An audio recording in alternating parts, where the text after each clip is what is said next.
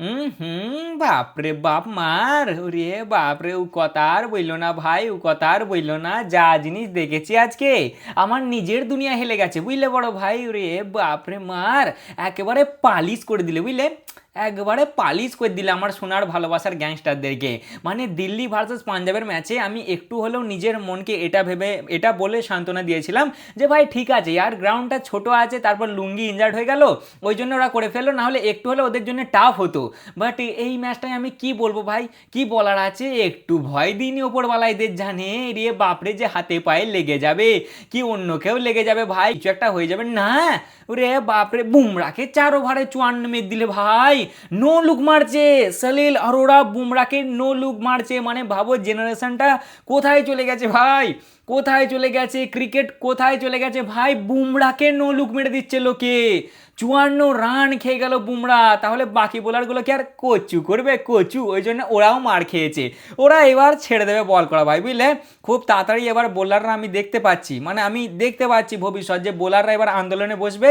ওরা বলবে কিছু রুল টুল চেঞ্জ করো, আর না হলে আমাদেরকে বিদায় দাও গুরু, আমাদেরকে বিদায় দাও, আমাদের রাস্তা এতটাই ছিল ঠিক আছে, এবার তোমরা হয় মেশিন নিয়ে আসো, না হলে রোবট ফোবট লাগাও, টেকনোলজি অনেক হয়ে গেছে তো, তোমরা যা পারবে লাগাও, আমাদেরকে তো ছেড়ে দাও গুরু। এই রকম আমাদের ওপর টর্চার তোমরা করো না বুঝলে তো, এইরকম মার। হ্যাঁ রে, 243 রান ছিল রে ভাই, 150 রান নয়। এরা যা ভাবে চেস করলে মনে হলো 150 রান ছিল। মানে একটু মায়া দয়া, গ্যাংস্টার না, গ্যাংস্টার কেন, দানবগুলো আর কি মায়া দয়া করবে, আমারও ভাই ভাবা ভুল। আমি কাদের কাছেই মায়া দয়ার আশা করেছি, আমার খারাপ লাগছে ভাই মুম্বাই ইন্ডিয়ান্সকে দেখে বুঝলে তো, সত্যি মন থেকে খারাপ লাগছে। মানে কে আর আর তোমার সিএসকের ব্যাপারগুলো একটু হলেও ভাই মনকে বোঝাতে পারি যে ঠিক আছে আর কে আর প্লেয়ার নাই, সিএসকের প্লেয়াররা ইনজার্ড হয়ে গেছে, বাট এমআইয়ের কাছে কিসের কমতি আছে, মুম্বাই ইন্ডিয়ান্সের কাছে কিসের কমতি আছে বলো না, কি নেই ওদের কাছে, সব কিছু আছে। সব কিছু থাকার পরেও জাস্ট 2টো জিত পেয়েছে ওরা এই সিজনে ভাই, জাস্ট 2টো ম্যাচ জিতেছে 8টা ম্যাচের মধ্যে।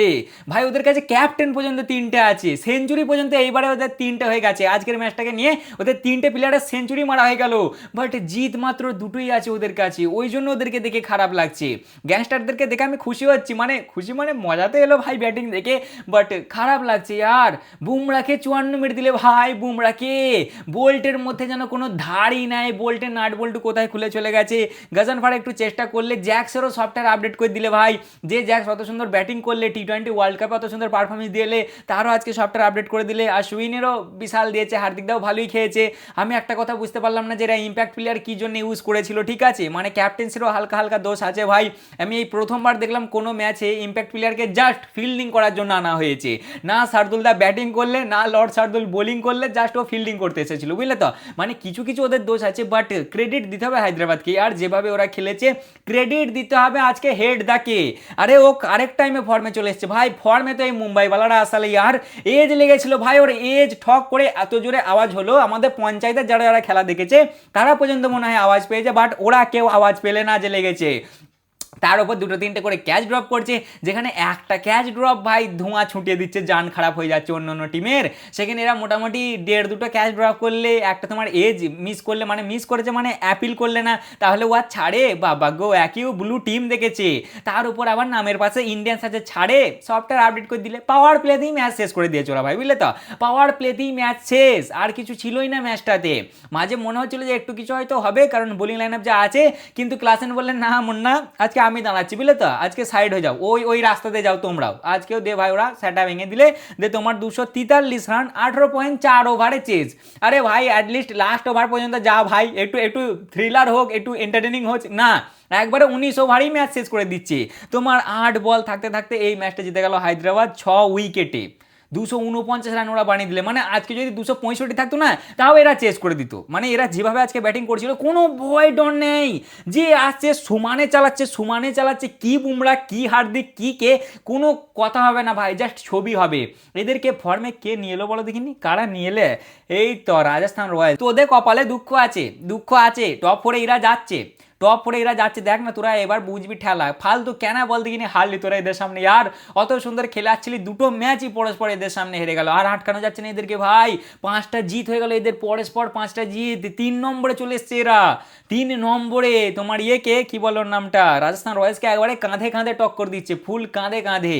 এই প্রথমবার হলো যে মুম্বাই ইন্ডিয়ান্স তাদের সিজনের কোনো সিজনের 4টে ম্যাচ তোমার ঘরে হারলো, এখন অব্দি হেরেছে তো ব্যাক টু ব্যাক তোমার 2টো হেরেছে, ব্যাক টু ব্যাক 4টে একবারও হারেনি, এই প্রথমবার হলো যে 4টে হারলো, মানে বলো কি লেভেলের ডাউনফল চলছে। বেশি খারাপ লাগছে এটা দেখে যে এদের কাছে নেই তো এমন কিছু নয়, সবই আছে, সব কিছু থাকার পরেও মনে হচ্ছে যেন এদের কাছে কিছু নাই। এই প্রথমবার না, এটা দ্বিতীয়বার হলো যে এরা 200 রান পারলো না ডিফেন্ড করতে, এটা তো 200 ছিল না ভাই, এটা 250 ছিল, তারপরেও ডিফেন্ড করতে পারলো না।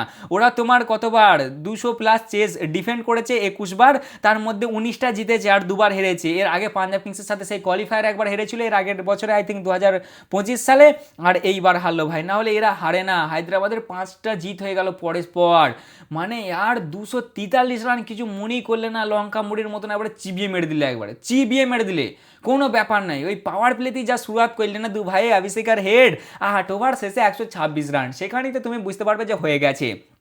আর তোমার মুম্বাই ইন্ডিয়ান্সের আর একটু রানটা বানানো দরকার ছিল, দেখো কি দিন এসে গেছে, হ্যাঁ 243 মারার পরেও বলছে যে আর একটু রান বানাতে হতো না, আর একটু ভাই বানানো যেত, ওরা যেভাবে করলে না আর একটু বানানো যেত।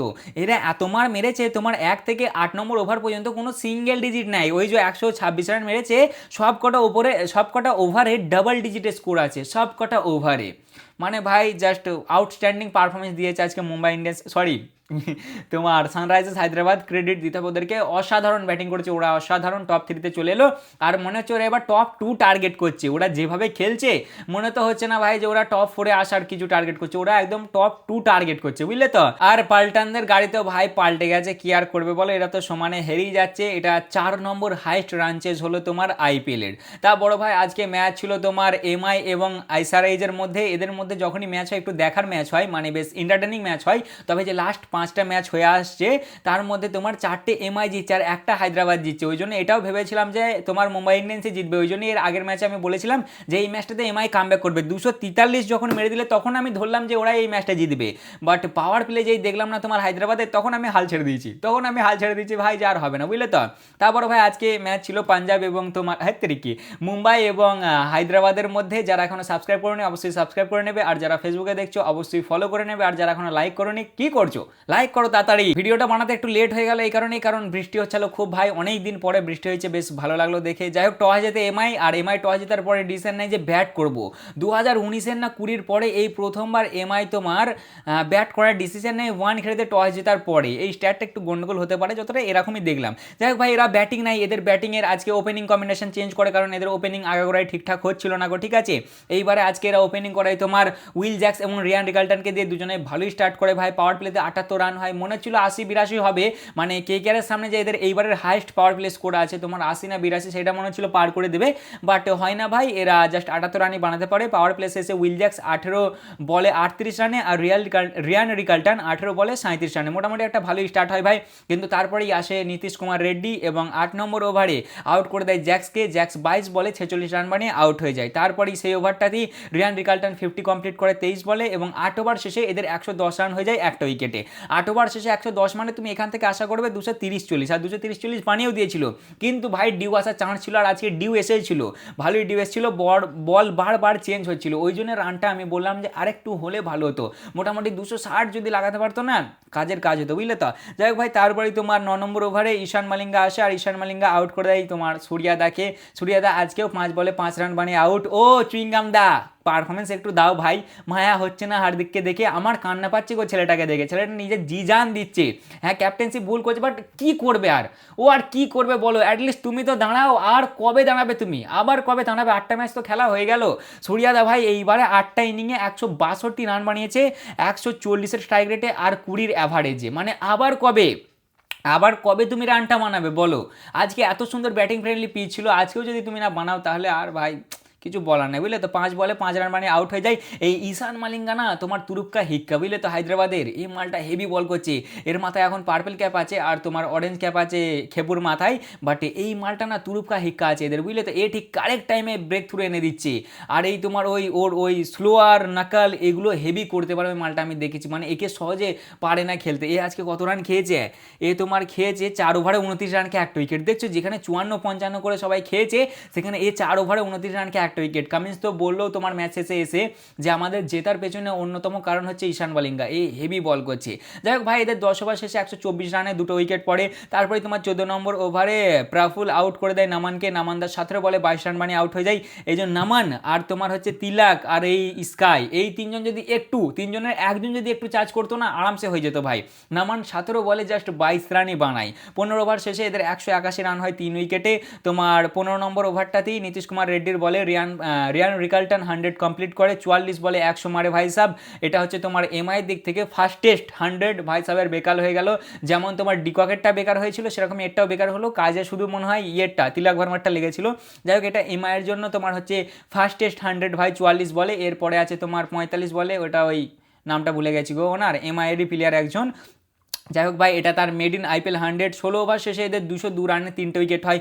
মানে ভাবো ভাই, তখন হার্দিকদাও চেকে গিয়েছিল। 16 নম্বর ওভারটা আই থিঙ্ক হার্দিকদাই মেরেছিল। 16 ওভার শেষে তোমার 200 রান হয়ে গেছে। মানে লাস্টের 4 ওভারে যদি মিনিমাম 50-60 রান নিয়ে আসতে পারতো না, লাস্টের 4 ওভারে 50ও যদি নিয়ে 4-6 24 বলে 60 রান যদি এরা বানাতে পারতো না, বিশাল হতো ভাই বুঝলে তো। কিন্তু এরা আর সেরকম খাস কিছু করতে পারেনি। 4 ওভারে জাস্ট 40 রান মতনই হয়েছে এদের, 40-43 না 41 মতন হয়। তারপর তোমার 19 নম্বর ওভারে সাকিব আসে, হার্দিকদাকে আউট করে দেয়। হার্দিকদা 15 বলে 31 রান মানে আউট হয়ে যায়। তারপরেই 20 নম্বর ওভারে প্রফুল তিলককে আউট করে দেয়। তিলক 5 বলে 7 রান মানে আউট হয়ে যায়। তিলক জাস্ট একটা 6 মেরেছে, আর কিছু করেছে বলে তো আমি দেখতে পেলাম না। সিঙ্গেল টিঙ্গেল নিয়েছে মনে হয়, বাট ও 5 বলে জাস্ট 7 রানই বানায়। এই তিলক, নামান আর স্কাই তিনজনের মধ্যে যদি একজন একটু খেলতো না ভাই, আজকে ওরা 260 লাগিয়ে দিত বুঝলে তো। যাই হোক ভাই, এরা 20 ওভার শেষে 243 লাগায় 5 উইকেটে। রিয়ান মারে তোমার 123। 55 বলে 10টা 4 আর 8টা 6, এটা হাইয়েস্ট ইন্ডিভিজুয়াল স্কোর এমআইয়ের দিক থেকে দেখতে গেলে। মোটামুটি ভালোই ব্যাটিং হয়েছিল, বাট একটা জিনিস তো মাথায় ঘুরেছিল যে এদের যদি ওপেনারগুলো দাঁড়িয়ে যায় হায়দ্রাবাদের, তাহলে ভাই চাপ আছে, পারবে না গো এমআই, টিকতে পারবে না গো, টিকতে দেবে না গো। আর সেরকমটাই হয়েছে। যাই হোক ভাই, এরা লাস্টের 4 ওভার না খুব ভালো বল করেছিল। ওই যে 17 নম্বর ওভারে প্যাট কামিন্স জাস্ট 6 রান খায়।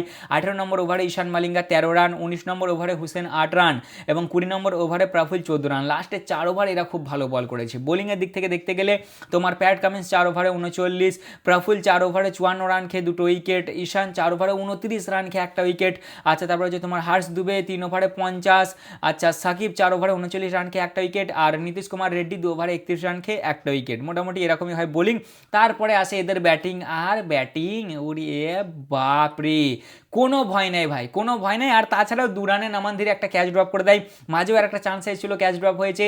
তারপর হচ্ছে তোমার একটা এজ লেগেছিল, সেটাই অ্যাপিল করে নিকো। এদেরও দোষ আছে ভাই, এরাও আজকে অনেক কিছু গলতি করেছে বুঝলে তো, ওই জন্য এরা মার খেয়েছে। না হলে ভাই হেড তাড়াতাড়ি আউট হয়ে যেত আজকে। প্রথম ওভারেই 11 রান বোল্টেরও ধার কমে গেছে ভাই, বোল্ট উইকেট নিতে পারছে না কো। তারপরে 2 নম্বর ওভারে বুমরাদা 14 রান। 3 নম্বর ওভারে বোল্ট 18 রান। 4 নম্বর ওভারে জ্যাক্স 19 রান। মার বাপরে বাপরে, মার তো মার রে ভাই, সে কিচ্ছু মানছে না কো, খালি 6 ডিল করছে এরা বেশি বুঝলে তো। 5 নম্বর ওভারে আল্লাহ গাজান ফার 12 রান এবং 6 নম্বর ওভারে বুমরাদা 18 রান। মানে কি হারে মার দিয়েছে ভাবো। পাওয়ার প্লে শেষে 92 রানে 0 উইকেট। পাওয়ার প্লে শেষে তোমার ট্রেভিস হেড 19 বলে 48 রানে আর অভিষেক 17 বলে 36 রানে। মানে একদম তাবাড়তোড় খেলেছে। দিয়ে তারপরেই ভাই তোমার আশ্বিনীর বলে হেড 50 রান কমপ্লিট করে 20 বলে। 8 ওভার শেষে এদের 126 রানে 0 উইকেট। 8 ওভার পর্যন্ত তো এদেরকে আটকানোই যাচ্ছিল না, কোনো খেয়েই খুঁজে পাচ্ছিল না এমআই যে করবোটা কি আমরা, করবোটা কি ভাই। সব রকম চেষ্টা করছে, অফ স্পিনার লাগাচ্ছে, বুমরা লাগাচ্ছে, একে লাগাচ্ছে, ওকে লাগছে, কিছুতেই কিছু কাজ হচ্ছে না ভাই। তারপরেই তোমার ফাইনালি কত নম্বর ওভার, এটা 9 নম্বর ওভারে গিয়ে আল্লাহ গাজানফার আউট করে অভিষেককে। 24 বলে 45 রান মানে অভিষেক আউট হয়ে যায়। এবং তারপরেই ভাই ঈশানদার এটা তো লয়্যালটি আছে ভাই, সে তার ফরমার টিমের প্রতি কখনো রান বানায় না বুঝলে তো। মানে এই লাস্ট 2-3টে ম্যাচ আমি দেখছি, মানে এমআইয়ের বিপক্ষে ঈশানদার রান করতে পারে না। আজকেও ভাই গোল্ডেন ডাক মারে তোমার সেই ওভারটাতেই Allah Ghazanfar back to back wicket নেয়। তারপরেই তোমার 10 নম্বর ওভারেও হার্দিকদা আসে, ট্রেভিস হেডকে আউট করে দেয়। ট্রেভিস হেড তোমার 30 বলে 76 রান মানে আউট হয়ে যায়। 4টে 4 আর 8টা 6 মেরে 10 ওভার শেষে এদের 134 রানে 3টে উইকেট পড়ে যায়। সেখান থেকে মনে ছিল এমআই হয়তো একটু কামব্যাক করেছে, বাট মনে এটাও হচ্ছিল যে ভাই এদের ব্যাটিং লাইন আপ লম্বা আছে, এখনো তোমার অনিকেত ভার্মা আছে, তা অনিকেত ভার্মাই ছিল আর সালিল আরোরা খেলছিল, প্যাট কামিন্স আছে, ও তো আরেক পাওয়ার হিটার ভাই। তা মনেই হচ্ছিল যে চাপ আছে, এরা যদি উইকেট নিতে পারে লাগাতার 2-3টে যদি উইকেট নিতে পারে তবেই মুম্বাই ইন্ডিয়ান্স এই ম্যাচটায় কামব্যাক করতে পারবে, না হলে পারবে না। যাই হোক ভাই 6 নম্বর ওভারটায় 18 রান, 7 নম্বর ওভারে অশ্বিনী খেয়েছিল তোমার 23 রান, 8 নম্বর ওভারে 11 রান খেয়েছিল হার্দিক দা, এবং 9 নম্বর ওভারে এসে ওই যে আউট হয়েছিল তোমার অভিষেক আর ঈশান, সেই ওভারটায় আল্লাহ হাসান পায় 4 রান। মানে প্রথম ওভার থেকে 8 ওভার পর্যন্ত একটাও সিঙ্গেল ডিজিটের ওভার আসেইনি কো, এইসা মার দিয়েছে ভাই। যাই হোক 10 ওভার শেষে এদের 134 রানে 3টে উইকেট। তারপরেই আসে তোমার নীতিশ কুমার রেড্ডি আর ওর নামটা কি হেনরিক ক্লাসেন, দু ভাই লাগিয়ে দেয় পার্টনারশিপ। 15 ওভার শেষে 193 রানে 3টে উইকেট। সেখান থেকে আর দেখার মতন কিছুই নাই ভাই। যাই হোক তোমার 16 নম্বর ওভারে আল্লাহ গাজানফার এর সামনে ক্লাসেন 50 কমপ্লিট করে 22 বলে। 17 নম্বর ওভারে বোল্ট আউট করে নীতিশ কুমার রেড্ডিকে, যে 17 বলে 21 রান বানিয়ে আউট হয়ে যায়।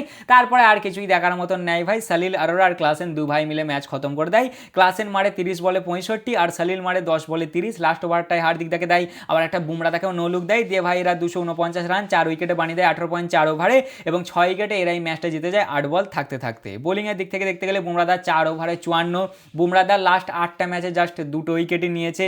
তারপর হচ্ছে তোমার বোল্ট 4 ওভারে 41 রান খেয়ে 1টা উইকেট, জ্যাক্স 1 ওভারে 19, অশ্বিনী 2 ওভারে 41 আর হার্দিক দা 3.4 ওভারে 39 রান খেয়ে 1টা উইকেট। আইপিএল ইতিহাসের 4th হাইস্ট রান চেজ এটা ভাই, বুঝলে তো। যাই হোক এই ম্যাচটা জেতার পরেই তোমার হায়দ্রাবাদ চলে এলো 3 নম্বরে, যারা 9টা ম্যাচ খেলেছে 6টা জিতেছে 3টে হেরেছে, 12 পয়েন্ট নিয়ে আছে 3 নম্বরে। নেট রান রেট হচ্ছে 0.83, আর মুম্বাই আছে তোমার 83 তো না 89, যাই হোক এরকম কিছু একটা হবে। এমআই আছে বর্তমানে 9 নম্বরে, যারা 8টা ম্যাচ খেলেছে 2টো জিতেছে 6টা হেরেছে 4 পয়েন্ট নিয়ে, এবং মাইনাস 0.78 রান রেট নিয়ে আছে বর্তমানে 9 নম্বরে। মানে আনরিয়েল ডাউনফল চলছে ভাই এদের। তার সাথে আমার প্রেডিকশনও আজকে ভুল হয়ে গেছে ভাই, কি আর করবো বলো দেখিনি। আর এত রান মারার পরেও যদি না ম্যাচ জিততে পারে তাহলে আর কি করবে এরা বলো, বোলাররাই বা কি করবে, ওদেরকে দেখে তো মেন মায়া লাগছে। ব্যাটিং দেখতে মজা আসছে, বাট বোলারগুলোর কথা একবার ভাবো দেখিনি, এত রান 200-250 রানও কিছুই ভাই হচ্ছে না। মানে এখন কেসটা কি হয়েছে না, কেউ আর ভয় খাচ্ছে না ভাই। তার উপর আবার ইম্প্যাক্ট প্লেয়ারের রুল, হ্যাঁ এরা আবার ইম্প্যাক্ট প্লেয়ার নিয়ে এসেছিল, কোনো ইউজও করলে না আজকে ভাই।